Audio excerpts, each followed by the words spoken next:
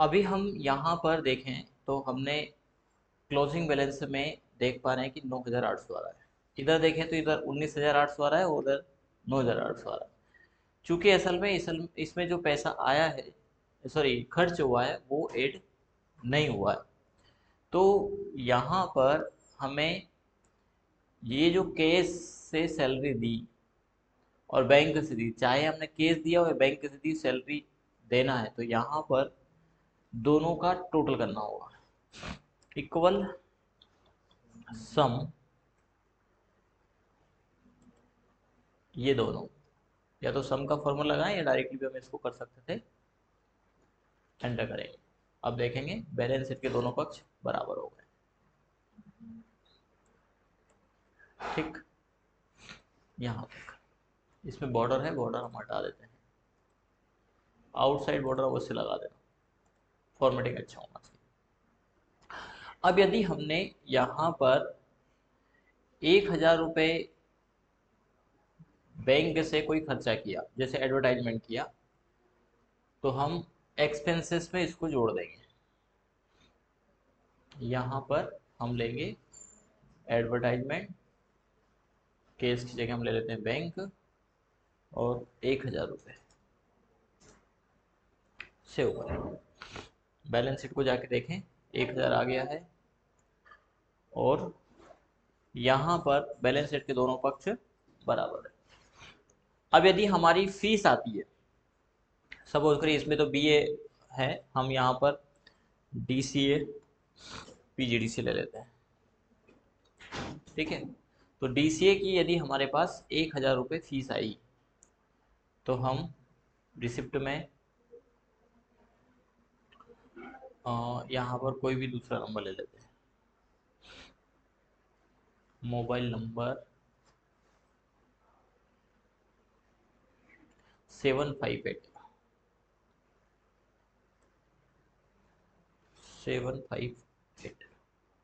भावना का केस में ये प्रोटेक्ट कर देना बाद में। अभी हम इसको अनप्रोटेक्ट किए, इसको बाद में हम हाइड भी कर देंगे और प्रोटेक्ट भी कर देंगे, नहीं तो ऐसे में गलती से यदि डिलीट हो गया तो मामला उलझ जाएगा। और ऐसा आपके साथ में भी यदि हो तो ध्यान रखिएगा, सोच समझ करके। ठीक है, इनरोलमेंट नंबर हमारा आ रहा है। भावना के इसमें ये मामले हैं कि एनरोलमेंट नंबर ही नहीं है इनके आगे, ये सेल ही नहीं है। भावना नहीं, क्या बोलते हैं, किरण, है ना, यहाँ पर ये नंबर ही नहीं डाल देते फील्ड। और पता नहीं सर क्या हो गया, पता नहीं शब्द कहाँ से लाते हैं। ठीक, अच्छी बात है, सेव को क्लिक करेंगे। तो अब हम क्या चाहते हैं, बैलेंस शीट में हमारा बैलेंस बराबर होना चाहिए। ये बैलेंस हमारा बराबर है 20,800, 20,800, पहले 19,800 था, 1,000 यहाँ पे आ गया। लेकिन डीसीए में ये नहीं दर्शा रहा है। अब हमने चूंकि केस में डाल दिया है, तो हम चाहते हैं कि डीसीए में कितना आया है ये हम पता करना चाहें, तो हम यहाँ पर भी फॉर्मूला लगा सकते हैं, या यहीं पर ऑल स्लिप में हमने कहाँ निकाल रखा है, एक्सपेंसेस, एक्सपेंसेस में निकाल रखा है, ये यहाँ निकाल रखा है। यहाँ पर बीए डीसीए की जगह हम बीए की जगह डीसीए और अपने कोर्स पीजीडीसीए ये कर देंगे। बाकी कोर्स जैसे बीएसडब्ल्यू इसमें आ रहा है, तो बीएसडब्ल्यू की जगह हम अपना कर देंगे, है ना। जैसे टेली सीपीसीटी है तो वो हम कर देंगे,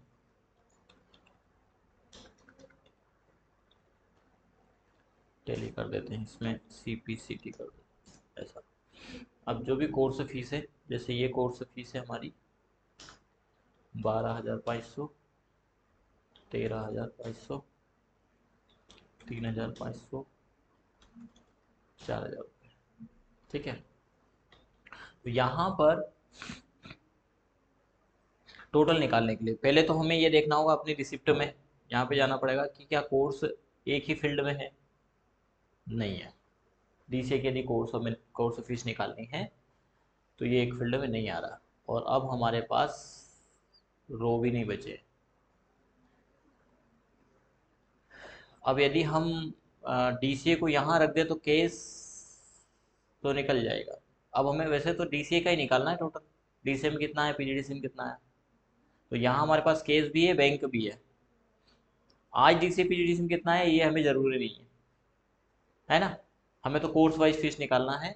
तो हम इसमें से किसी फील्ड में भी, पर ध्यान रखना यहाँ पे कोई एड्रेस पास नहीं हो पहले से, यहाँ पर इक्वल लगा करके ये कोर्स इसका दे देंगे। तो कोर्स कहाँ से आ रहा है, तो यहाँ पर ई फेरर का फॉर्मूला लगा है, मोबाइल नंबर से कोर्स आ रहा है।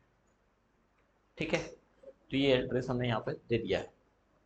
अभी फ़िलहाल के लिए ये रिसिप्ट पुरानी हम डिलीट कर देते हैं, क्योंकि जब हमारा सब कुछ फाइनल हो जाएगा तब हमारी फाइनल रिसिप्ट मानी जाएगी।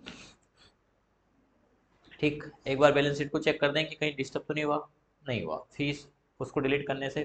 पर हाँ, क्लोजिंग बैलेंस में अंतर आएगा क्योंकि आई रही हुई हमारी, इसलिए माइनस में दिखा रहा है। फिलहाल ये तो पूर्ति हो जाएगी हमारी। अब हम एक बार यहाँ पर सेव को क्लिक करते हैं। सेव को क्लिक करने पर ये तो माइनस का प्लस में आ जाएगा। यहाँ का जो माइनस था क्लोजिंग अभी भी माइनस में है, क्योंकि केस हमने ज़्यादा दे दिया है इधर। पर फिलहाल हम कोर्स वाइज फीस चाहते हैं, तो हम एक्सपेंसेस में जाएंगे और यहाँ पर फॉर्मूला यूज़ करेंगे, इक्वल सम इफ्स।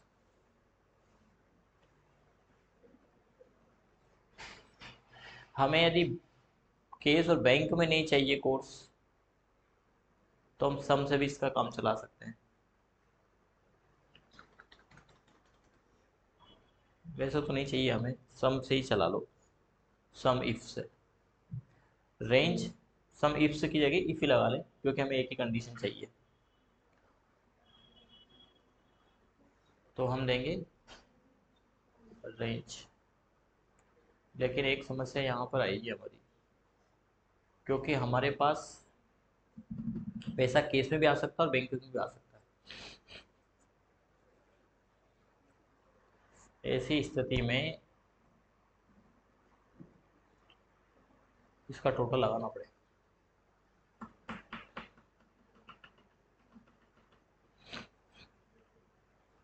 क्योंकि तरीके तो दो हैं हमारे पास, केस केस भी हम सिलेक्ट करें, बैंक को भी सिलेक्ट करें, एक फील्ड से एक का ही मान ले सकते हैं हम, इसलिए हम सम इफ से ही लगा लेते हैं यहाँ पर, सम रेंज।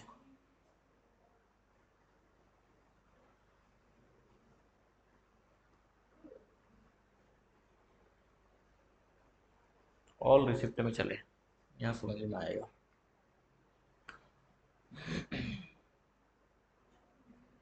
अब सम रेंज में हमारा टोटल पेमेंट, दोनों का टोटल यहाँ आ रहा है ना। तो हम यदि कोर्स इस फील्ड में है और ये इस फील्ड में है तो नहीं आएगा टोटल। बात सुन आ रही मेरी।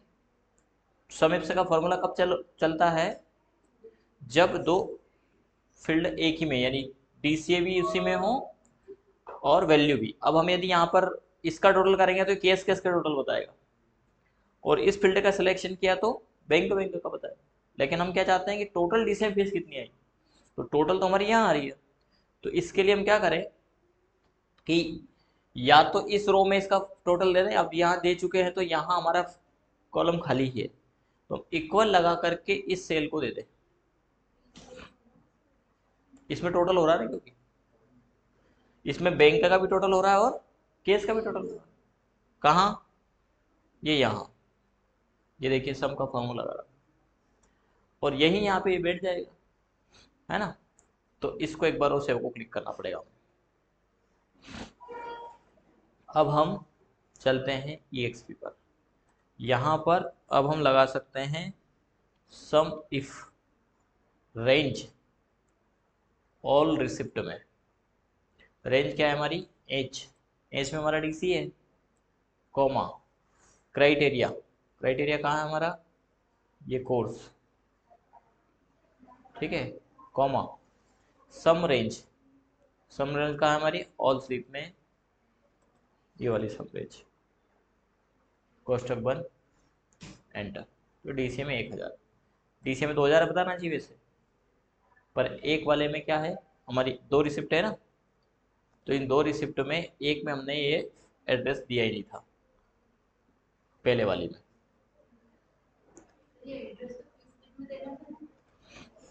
हाँ, ये यहाँ दे दिया हमने ना, यहाँ देना था, वो बताते बताते वहाँ कर दिया। इसलिए नहीं आया, इक्वल ये एड्रेस। अब जब रिसिप्ट कटेगी तो 1000 रुपये जाएगा।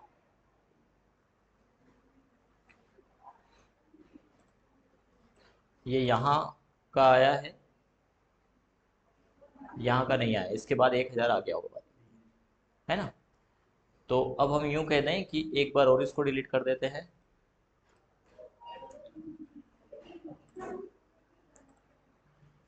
और अब सेव को क्लिक करते हैं, और बैलेंस शीट में तो फॉर्मूला लगा ही नहीं अभी, EXP में 1000 रुपये जाएगा।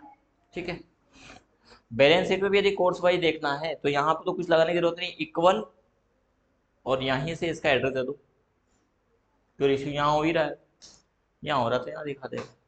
पर अब चूंकि हम इसमें टोटल नहीं करेंगे, इसमें जोड़ेंगे नहीं इसको, क्योंकि ये वैल्यू ऑलरेडी इसमें जुड़ रही है। जुड़ रही नहीं जुड़ रही, केस का पेमेंट आ रहा है ना हमारे पास, तो केस का पेमेंट जो है वो किस में, वो कोर्स वाइज तो है, इसलिए टोटल में फॉर्मूला नहीं लगा देना उसका। ठीक, अब हमारे पास यहाँ केस में 4000 अभी है। सपोज करिए कि हमारे पास केस में कितनी ड्यू है, 11500, हम इनकी 11500 जमा कर देते हैं, सेव को क्लिक करेंगे, तो माइनस में था हमारा 4000 केस, उसमें से 11500 11500 में से 4000 चला गया, तो 7500 हमारे पास बचा है केस में। अब हम चाहते हैं यहाँ पर कि केस हमारे पास ज़्यादा आता है, ऑनलाइन कम आता है, तो सेकंड ये कि हम बैंक में जमा करते हैं, एक पेमेंट बैंक में जमा करते हैं हम, तो हमारे पास 7500 है, इसमें से हमने 5000 सपोज करिए कि बैंक में जमा किए, तो यहाँ पर देख पा रहे एक फील्ड हमने बैंक डिपॉजिट की बना रखी है, ठीक है, और यही फील्ड हमारी EXP में भी है, एक्सपेंसेस में भी है, तो हम यहाँ पर क्या सिलेक्ट करेंगे, बैंक डिपॉजिट, यहाँ सेलेक्ट करेंगे बैंक डिपॉजिट। बैंक में कैसे डिपॉजिट किया, बोले केस डिपॉजिट किया, कितने किए, 5000 रुपये। ठीक, सेव को क्लिक करें, कर दिया सेव, बैलेंस शीट में जाएंगे, यहाँ पर हम बैंक डिपॉजिट में 5000 आना चाहिए, पहली बात तो ये। ठीक है, अब देखो बैलेंस यहाँ जैसे बैंक डिपॉजिट में गए, बैलेंस शीट गड़बड़ हो गई, इधर 35000 बताने लग गया, इधर 17500 आ रहा है, तो बराबर करें इस बैलेंस को। अब यहाँ पर भी 35000 इसलिए हो गया क्योंकि DCA में 12500 इसमें भी जुड़ गया और केस में भी जुड़ गया, तो ये यहाँ से हटाना है, पहली बात तो ये पहले हटा दिया हमने, तो इधर तो 12500 सही है, 10000 22500 सही है। अब मामला इधर का उलझा हुआ है ना, क्योंकि हमने बैंक में डिपॉजिट जो किया वो 5000 हमारा एक्सपेंसेस में आ रहा है, ठीक है, तो जो बैंक में डिपॉजिट किया वो हमारा एक्सपेंस नहीं है, तो इसके लिए हम पहले तो इसका टोटल कर ले, बैंक डिपॉजिट कैसे किया हमने, बाय केस किया है, तो इसका टोटल इसमें तो जुड़ेगा नहीं, यहाँ नहीं आना चाहिए, क्योंकि केस ही करते हैं हमेशा डिपॉजिट, एग्जिट करेंगे विड्रॉल करेंगे तब हम बैंक से करेंगे। आ रही है बात समझ में, श्योर। यदि आपने इसके पहले नहीं किया है मामला, तो बैलेंस शीट बन गई यहाँ तक की आपकी, नहीं बनी तो ये बनाओ, इसलिए समझ में नहीं आ रहा है, इसके पहले का नहीं आएगा तो फिर नहीं आएगा, या फिर एक्सेल को यहीं पे छोड़ दे, तो आप बताओ आप क्या कर सकते हैं। मैं तो पूरा पढ़ा भी दूंगा, पढ़ भी लूंगा, मैं खुद ही यदि पढ़ना हो पढ़ना हो तो चल जाएगा। चलिए फिलहाल रिकॉर्डिंग तो चल ही रही है हमारी, है ना। तो हम क्या कर रहे हैं कि हमारे पास जो केस था वो कम हो गया, देखिए यहाँ पे 7500 में से 5000 गया, 2500 बचा, लेकिन ये केस हमारे पास से खर्च नहीं हुआ, जबकि ये खर्चा था हमारा, पर बैंक में जमा करना खर्चा है क्या, नहीं है, वो तो हमारा ट्रांजेक्शन है, केस से बैंक में चला गया। तो ये जो 5000 आया है, इस 5000 को हमेशा ये जुड़ेगा, तो इस 5000 को बैंक में जोड़ दो, तो बैंक में जो सम किया है, सम किसका किया था बैंक में, जो बैंक में है वो और जो बैंक में आया वो, दोनों का सम क्या है। यदि स्टूडेंट ने किसी ने भी हमें यहाँ पर सपोज करिए 1,000 रुपये दी तो अभी 4,000 है, 5,000 हो जाना चाहिए यदि बैंक पेमेंट किया। हम यहाँ पर मोबाइल नंबर दूसरा डाल देते हैं, DCA का 900 का डाल देते हैं, 900, ठीक है। और इनकी हम बैंक में 1,000 ले लेते हैं। सेव को क्लिक करेंगे। अब हमारे पास बैलेंस शीट में यदि हम जाएं तो बैंक में हमारे पास 5,000 हो गए, ठीक। 5,000 नहीं, असल में हमारे पास बैंक में 10,000 हो जाना चाहिए, क्योंकि 5,000 में जमा किया। यहाँ आपने क्या लगाया है, सम इप्स का फॉर्मूला, दो कंडीशन के आधार पर। अब हम इस बैंक में एक और जोड़ दें, प्लस, तो प्लस प्लस एक साथ लेना, बाद में प्लस मत करना, है ना। प्लस किसको जोड़ दे, ये बैंक डिपॉजिट को। और ये कहाँ आता है, ये यहाँ से उठा सकते हैं, क्योंकि यहाँ तब टोटल कर चुके हैं हम। तो बैंक डिपॉजिट को हम इसमें प्लस कर देंगे।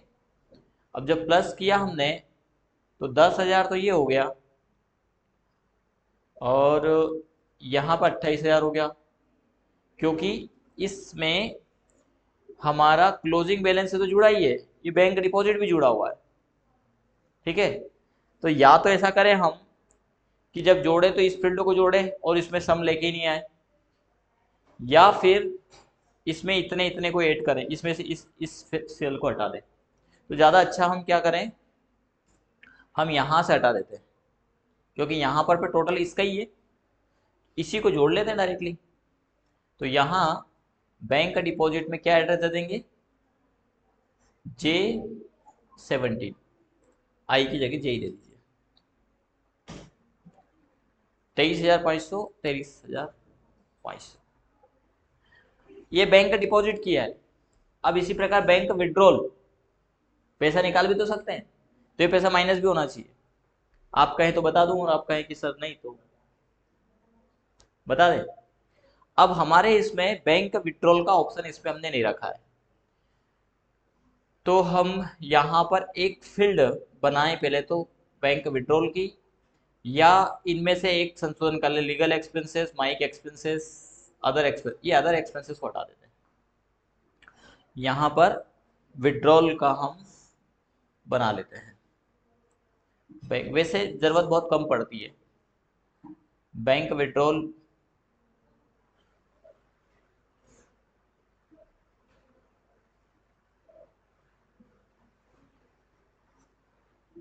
एक फील्ड हम इसको माइनस कर देंगे,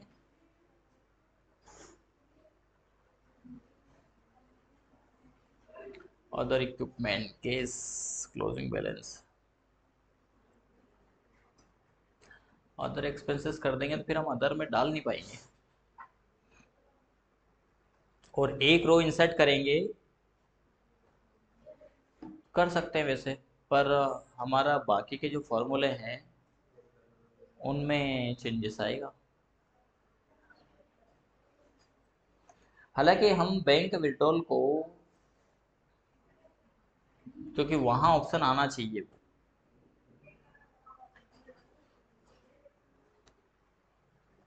ज़्यादा अच्छा है। हम एक रो ही इंसर्ट कर लेते हैं, राइट क्लिक करके इंसर्ट में रो, नहीं होगा फॉर्मूला तो सब सही रहा।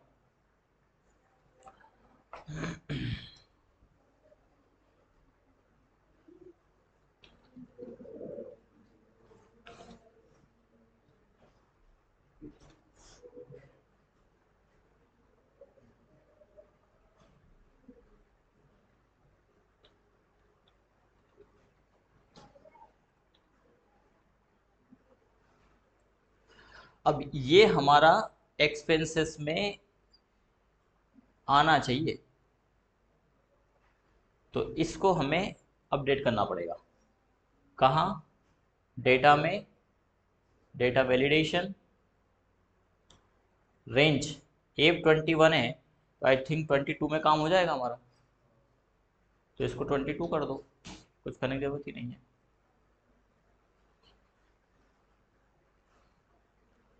अब बैंक से कितना निकाला, सपोज करिए बैंक से हमने 2,000 रुपये निकाले, कैसे, बैंक पे सेव करेंगे, अब जब बैंक से निकाला तो हमारा बैंक में से माइनस हो जाना चाहिए।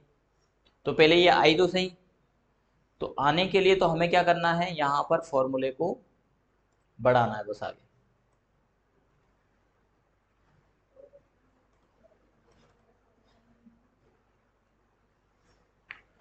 आगे इसमें क्या बढ़ गया, ये केस वाली रो है ना, यहाँ नहीं आएगा, बैंक वाली में आएगा 2000 रुपये। अब जो 2000 है वो माइनस होना चाहिए। तो अब यहाँ पे बॉडमास का नियम लागू करना। अब इसको ले लेना आप कोष्टक में, कोष्टक माइनस होने वाली दोनों को हम क्या कर दें, प्लस। ठीक है, ये 8000 बैंक में डिपॉजिट हो जाएगा, बैंक से विड्रॉल होगा।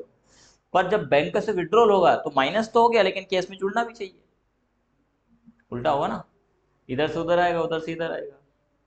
तो यहां पर आप इसको ऐड कर दो। अब इसमें क्या हो जाएगा, प्लस। तो प्लस में यहां प्लस लगा करके हम इसका एड्रेस पास कर देंगे। Closing balance 2322। बैलेंस शीट हमेशा बराबर आएगी। और बैलेंस शीट एक्सेल में इस प्रकार ऑटो बैलेंस शीट बनाना आप सर्च करिएगा यूट्यूब पर, institute management, school management with balance sheet, ऐसा करना आप, वीडियो नहीं मिलेगा आपको। इतना सब कुछ ले करके करना, आपको वीडियो मिलेगा नहीं, मिलेगा तो श्री मार साहब को मिलेगा। क्योंकि इसके लिए दोनों तरीके से शक्तिशाली होना चाहिए।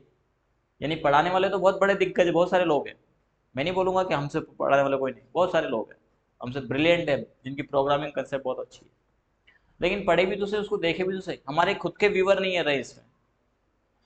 व्यूवर किस में आते हैं, व्यूवर अभी आप डांस कर दो बढ़िया था, इंटरेस्ट नहीं, डांस सभी को समझ में आता है, कॉमेडी सभी को समझ में आती है, जिसका कोई लेवल नहीं होता, जिसको बिना पढ़ा लिखा व्यक्ति भी खूब देख लेता है। ठीक, इसको यदि कह दो कि देखो जो जो पढ़ लिख रहे हैं उनको समझ में नहीं आ रहा है, पर क्या वो काम आता है, वो टाइम पास है, इंस्टाग्राम पे खूब चल रहे हैं, यूट्यूब शॉर्ट पे खूब चल रहे हैं, इसके लिए खूब दिमाग खपाना पड़ेगा बार बार, है ना राजेश। नींद भी आई, नींद सताती है तुझे, है ना, आलस सताता है, क्यों दीपक, होता है ऐसा। शरीर है तो नींद भी आएगी, आलस भी आएगा, भी करेगा, लेकिन उसके बाद में यदि हम पढ़ेंगे तो काम भी आएगा। ठीक, अब आपके ऊपर डिपेंड करता है।